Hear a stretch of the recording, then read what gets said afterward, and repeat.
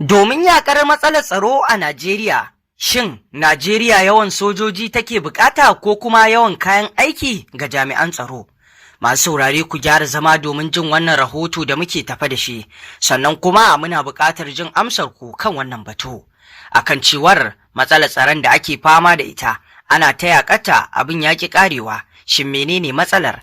Yawan sojoji ake bukata a ƙara ko kuma a samarwa waɗannan jami'an tsaro yawan kayan aiki wanda zai ba su damar yaƙar waɗannan 'yan ta'adda yadda ya kamata. Cikin mako mai karewa ne rundunar sojin Najeriya ta bayyana aniyar ɗaukar ƙarin dakarun soji fiye da 27,000 a ƙasar a wani yunkurin da hukumomin ƙasar ke yi na ƙara yawan dakarun rundunar sojinta domin ƙarfafa yaƙi da matsalar tsaro a ƙasar. Matakin na zuwa ne bayan da baya-bayan nan rundunar sojin ta yaye wasu sabbin kuratan soji fiye da 5,500 da suka fara aiki nan take. Matsalar karancin wadatattun sojoji da ingantattun kayan aiki dakarun na daga cikin abubuwan da masana ke dangantawa da koma bayan da Najeriya ke samu wajen magance matsalolin tsaro da ke fuskantar ƙasar. Masana harkokin tsaro na cewa idan har ƙasar za ta mayar da hankali wajen magance wannan matsaloli, to za a samu sauƙi a matsalar tsaro da ƙasar ke fama da shi. Najeriya dai na fama da matsalolin tsaro, kama daga ƙungiyoyi masu ikirarin jihadi da 'yan fashin daji, daga masu garkuwa da mutane da 'yan tawaye, da rikice-rikicen ƙabilanci da na manoma da makiyaya da sauransu. Wani abu da ake ganin na raba hankalin sojojin ƙasar. Da gaske Najeriya na fuskantar karancin sojoji da kayan aiki? Masana harkokin tsaro sun tabbatar da cewa Najeriya na fuskantar matsalolin karancin jami'an tsaro. Kasar wadda ta fi kowace ƙasa yawan al'umma a nahiyar Afirka na da yawan sojoji kimanin 280,000 a shafin Global Firepower Ranking GFP mai auna ƙarfin sojin ƙasashen duniya.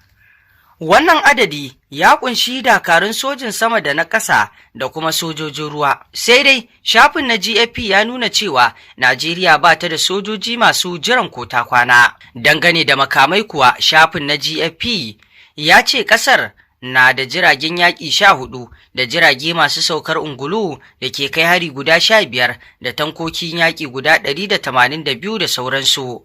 A nasa ɓangaren Dr. Kabiru Adamu shugaban kamfanin Beacon Security mai nazarin al'amuran tsaro a yankin Sahel ya ce adadin sojojin Najeriya ya kai kimanin 250,000. Babu dai tabbacin adadin tun da kaga kullum wasu na ritaya, wasu na mutuwa, wasu kuma suna shiga aiki, amma dai alƙaliman da ke bayarwa sun kama tsakanin 175,000 zuwa 250,000 kamar yadda ya yi ƙarin haske.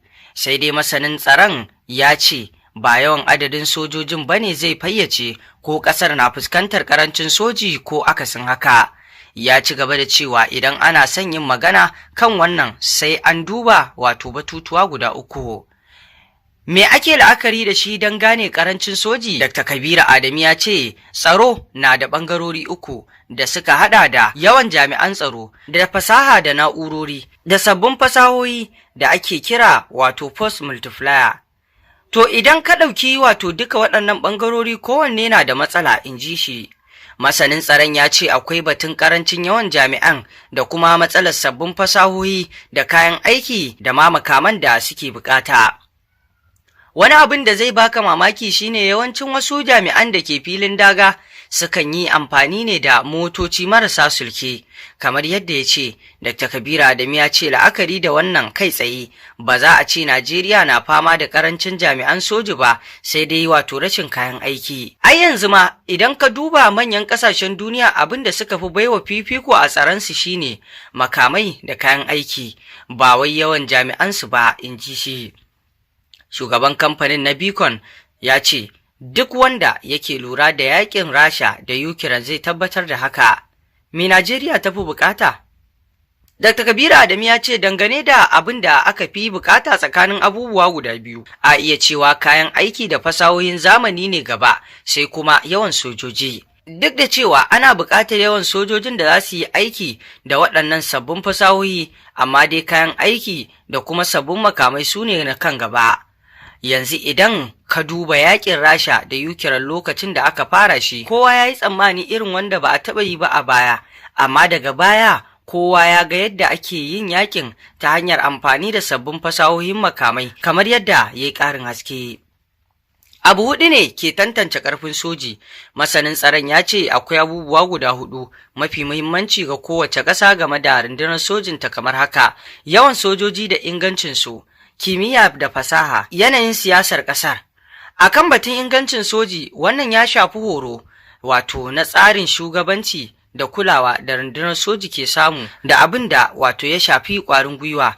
Wannan shine abu na farko dangane da ingancin rundunar soji a kowace ƙasa. Akan kimiyya da fasaha kuma ya ce wannan ya shafi irin sabbin fasahohin zamani da rundunar sojin ke amfani da ita wajen aiwatar da ayyukanta. Wannan ya kunshi fasahohin tattara bayanan sirri da tantance su, da yadda ake rarrabawa sojojin kayan aiki da suke bukata. Sai kuma batun yanayin siyasar ƙasa, ya ce wannan ya shafi yadda ƙasa ta fahimci tsaro da kuma wato yadda ta ɗauke shi da muhimmanci, da sanya idanu a ɓangaren tsaron ba tare da yin wato katsalandan ga buƙatar jami'an tsaro ba. Hakan zai taimaka matuƙa wajen ƙarfin soji da tsaron kowace ƙasa. To masu saurare, me za ku ce kan wannan batu? Shin a cikin wannan abubuwa da aka bayyana, shin me Najeriya ta fi bukata? Shin a ƙara yawan sojoji ta fi bukata, ko kuma a samar wa sojojin da ke nan yanzu kayayyakin aiki wanda zai ba su damar yaƙe 'yan ta'adda? Muna so mu ji ra'ayinku kan haka. Mun gode.